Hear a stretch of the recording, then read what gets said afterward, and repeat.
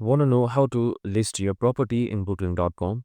Well, no worries. In this video, I'm going to provide you a basic insight of how you can easily list your properties for stuff like booking, rentals, and much more in just a few minutes. So let's get straight to it.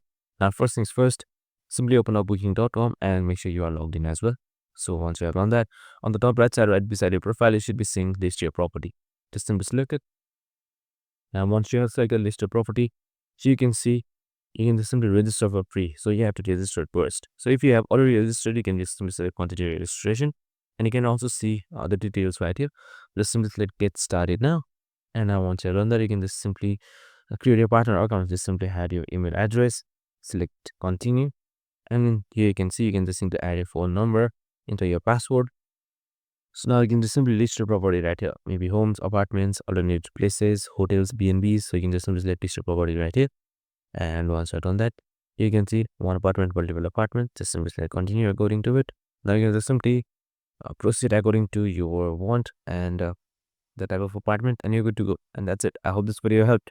If it did, make sure to like, subscribe, and tune in with us for more of these videos. Have a good day and see you in the next one.